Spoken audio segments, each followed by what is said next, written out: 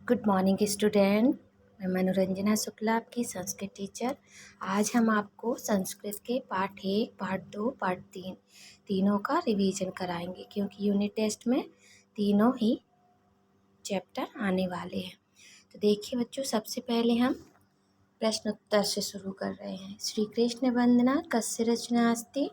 तो कस्य की जगह आपको जगदीश प्रसाद यादव लिख देना है। तो आंसर हो जाएगा बच्चों श्री विष्णु वंदना जगदीश प्रसाद यादव रचना अस्ति। फिर दूसरा है कवि भगवंतम विष्णु किम किम याचति, यानी भगवान विष्णु से कवि क्या क्या मांगते हैं। तो किम किम की जगह आप लिख लेंगे शांतिम धनम मानम शक्ति प्रज्ञाम ध्यानम। तो आंसर हो जाएगा आपका कवि भगवंतम शांतिम धनम मानम शक्ति प्रज्ञाम ध्यानम याचति। फिर दूसरा है वंदनायानम भगवती विष्णवे के शब्द प्रयुक्त हुआ, यानी इस वंदना में भगवान विष्णु के कौन कौन से शब्द प्रयोग हुए हैं। के की जगह आप लिख लेंगे विघ्न विनाशकम और जगदीशा। फिर चौथा है दुर्गा स्तुतो कति राक्षस नामानि सन्ति। दुर्गा स्तुति में कितने राक्षस के नाम आए हैं, तो 3 है ना, 3। फिर दुर्गा स्तुति में कितने रूपों की चर्चा हुई है, तो कति की जगह आप 3 भर लेंगे। और वाक्य में अनुवाद देखिए, सर्व मंगल करता भगवान विष्णुरेव अस्ति, यानी सभी मंगल कार्य करने वाले भगवान विष्णु हैं। फिर दूसरा है लक्ष्मी दुर्गा शिवा काली व सर्वा तप्त रूपे एक, यानी लक्ष्मी दुर्गा शिवा काली ये सभी एक ही रूप हैं। फिर तीसरा है श्रीहरि विघ्न विनाशकम अस्ति, श्रीहरि कष्टों को हरने वाले हैं। फिर चौथा है श्री विष्णु त्रिदेवेशु श्रेष्ठ अस्ति, यानी श्री विष्णु तीनों देवों में श्रेष्ठ है। पांचवा देखिए दुर्गा महिषासुरस्य वधम अकरोत, दुर्गा ने महिषासुर का वध किया था। संधि विच्छेद देखिए बच्चों, पूर्ति धन अर्थम जगत धन ईश्महम प्रापूज्यम धन च नमामि धन अहम जगत धन ईशा। अब 5 भगवान विष्णु के नाम लिखने हैं, 5 दुर्गा रूपों के और 5 विष्णु भगवान के अवतार के रूप लिखने हैं। तो देखिए श्रीहरि चक्रधारी जगदीश चतुर्भुज श्रीनाथ ये विष्णु भगवान के नाम हैं। और दुर्गा जी के 5 नाम काली भैरवी अंबिका चामुंडा। और विष्णु भगवान के श्री राम बराह वामन परशुराम और श्री कृष्ण। तो इस तरह बच्चों फर्स्ट चैप्टर कंप्लीट। अब सेकंड चैप्टर करते हैं। देखिए पहला प्रश्न है अलश कथा कुतः संकलिता। तो अलश कथा पुरुष परीक्षाया कथा संकलिता। फिर दूसरा है अलश कथा लेखका को अस्ति। तो मैथिल कोकिकरा कविवरा विद्यापति अस्ति। फिर तीसरा है मंत्री नाम की नाम आसीत, मंत्री का क्या नाम था, तो वीरेश्वरा। किम की जगह वीरेश्वरा आप कर लेंगे। फिर चौथा है वीरेश्वरा कुत्र वसति इसमें, तो मिथिला नगर्याम। फिर पांचवा है विद्यापति का आसीत, लेख का कवि आसीत, लेखक भी थे और कवि भी थे। फिर दूसरा है वीरेश्वरा का आसीत संस्कृत में एक शब्द में आंसर देना है, तो मंत्री। फिर कति आलसा सुप्त आसन, कितने आलस थे, 4 चत्वारा। अग्नि बिलोक के खेप पलायित, अग्नि को देखकर कौन भाग गए थे, धूर्ता।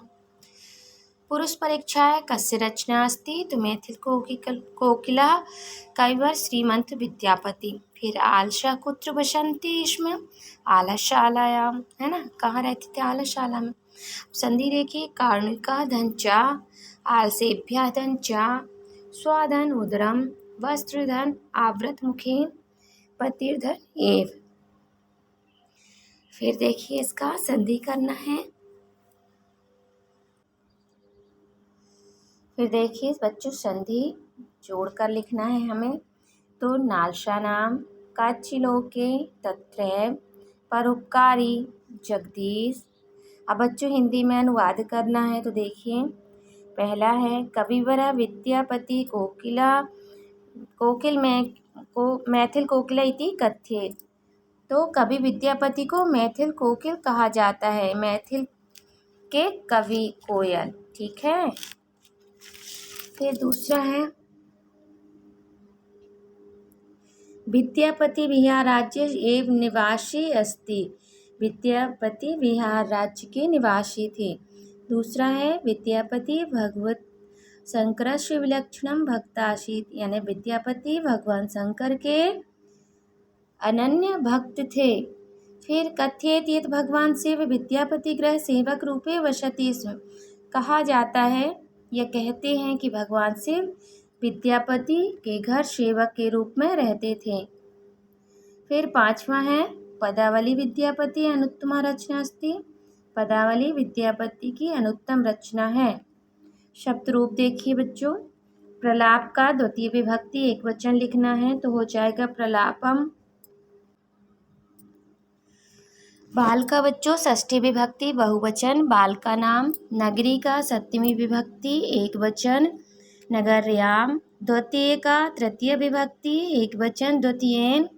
आलसशाला का सप्तमी विभक्ति एक वचन आलसालयाम। अब बच्चों हमें उपसर्ग दो दो शब्द बनाने हैं। उप का जैसे उपकार, उपदेश, प्रलाप, प्रयास, परिणाम, परिमाप, अनुपयोग, अनुराग, अधिक का अधिनियम, अधिकार। और आलस कथा का संक्षेप में आपने लिखा ही होगा, हमने आपको होमवर्क दिया था। अब थर्ड चैप्टर देखते हैं। पहला क्वेश्चन है कति ब्राह्मण पुत्र आसन। कितने ब्राह्मण पुत्र थे? 4 चत्वारा। फिर दूसरा है त्रय ब्राह्मण पुत्र कैसे थे? कीदृश आसन? शास्त्र परांगता। फिर तीसरा है चतुर्थ ब्राह्मण पुत्र कीदृश आसीत। चौथा ब्राह्मण पुत्र कैसा था? व्यवहार ज्ञाने प्रवीणा। फिर चौथा है सर्वे सखाय कुत्र किमर्थ च गतवन्तः धनाय शमनार्थ च देशांतरम च गतवन्तः। ठीक है। पांचवा है कास्वा प्राणान रक्षितवान कथच्च। कैसे उसके प्राण बच गए? वृक्षाम रोहामि, यानी वृक्ष में चढ़कर उसके प्राण बच गए। फिर दूसरा क्वेश्चन है बच्चों हिंदी में अनुवाद करना है। देखिए पहला है वने सिंहस्य अस्थि नाशन। वन में शेर की अस्थियां थी। जीवते भूते सिंह त्र्यनपि पंडितान हत्वा अखादत, यानी जीवित होकर शेर तीनों पंडितों की हत्या कर खा गया। अपरीक्षित कारकम पंचतंत्र से पंचम अंश अस्ति। अपरीक्षित कारक की पंचतंत्र की है 5वें अंश से है। फिर पंचतंत्र श्री विष्णु शर्मा अनुत्तमा कृतिरस्ति, यानी पंचतंत्र श्री विष्णु शर्मा की उत्तम रचना है। यह उत्तम कृति है, कुछ भी लिख सकते हैं। पांचवा है पंचतंत्रम एकम कथात्मक काव्य अस्ति। पंचतंत्र एक कथात्मक काव्य है।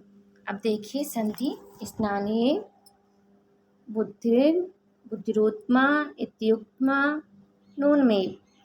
इसका वचनम धनाकर्ण माधन एवं न्यवधनार्य धनेन धने मूर्खा धन असि। अब बच्चों हिंदी में आंसर देना। चौथे ब्राह्मण के प्राण कैसे बच गए? तो जब वो पेड़ में चढ़ गया तो उसके प्राण बच गए। दूसरे ब्राह्मण ने क्या किया? दूसरे ब्राह्मण ने मांस, चमड़ी और रक्त का संचार किया। पहले ब्राह्मण ने क्या किया? अस्थियों का ढांचा बनाया। फिर चौथा है ब्राह्मणों ने मृत शेर को कैसे जीवित किया? तो ब्राह्मणों ने अपनी शास्त्र विद्या से मृत शेर को जीवित किया। इस कथा से क्या शिक्षा मिलती है बच्चों? ये तो आपको ही लिखना था। ठीक है, जो आपको शिक्षा मिली वो आप लिख देना।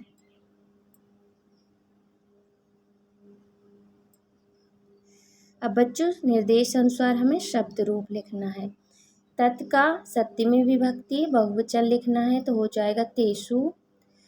विद्वंस का प्रथमा विभक्ति विद्वंसा। अस्मत् का तृतीय विभक्ति बहुवचन अस्माभिः।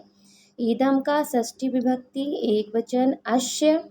युष्मत् का प्रथमा विभक्ति एक वचन त्वम्। अब वृक्ष का लिखना है। वृक्ष द्वितीय विभक्ति एक वचन। अस्माभिः का अस्मत् तृतीय विभक्ति बहुवचन।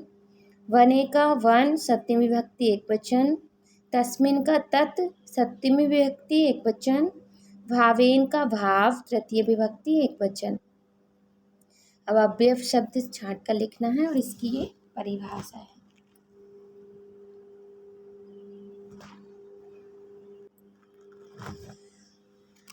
तो अवयव की परिभाषा हमने आपको बताई ही थी। जिन शब्दों में लिंग, कारक और वचन के कारण किसी प्रकार का परिवर्तन नहीं होता, वो प्रत्येक दशा में एक समान रहते हैं, उन्हें अवयव कहते हैं। ठीक है, तो बच्चों आपका 3 चैप्टर कंप्लीट और फर्स्ट चैप्टर का श्लोक तो आपको अच्छे से लर्न हो ही गए थे, तो उन्हें एक बार और रिपीट कर लीजिएगा। वंदना के मैं एक बार आपको बता दूं, शांति देने वाले, धन देने वाले, मान देने वाले, बल देने वाले और शक्ति देने वाले, है ना।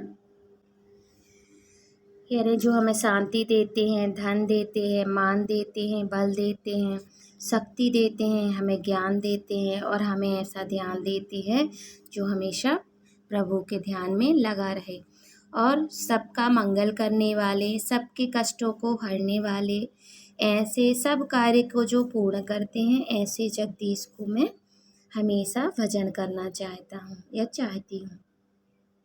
फिर देखिए, जो दुर्गति का विनाश करते हैं, ऐसी दुर्गा, चंड मुंड का विनाश करने वाली, ब्राह्मणी शारदा रूप यानी माता सरस्वती, महिषासुर का मर्दन करने वाली यानी महिषासुर को मारने वाली, श्री राम भी जिनकी पूजा करते हैं और सभी देवताओं मुनियों भी द्वारा ये पूजी जाती हैं।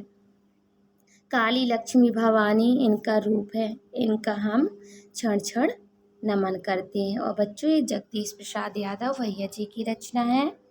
ठीक है, तो आप इन्हें अच्छे से लर्न कर लीजिएगा। तीनों चैप्टर मैंने आज रिवीजन में करा दिया है। फर्स्ट का मैंने वंदना का भावार्थ भी करा दिया है, तो बच्चों इन्हें अच्छे से पढ़ना और याद करना, ये आपका होमवर्क है। धन्यवाद।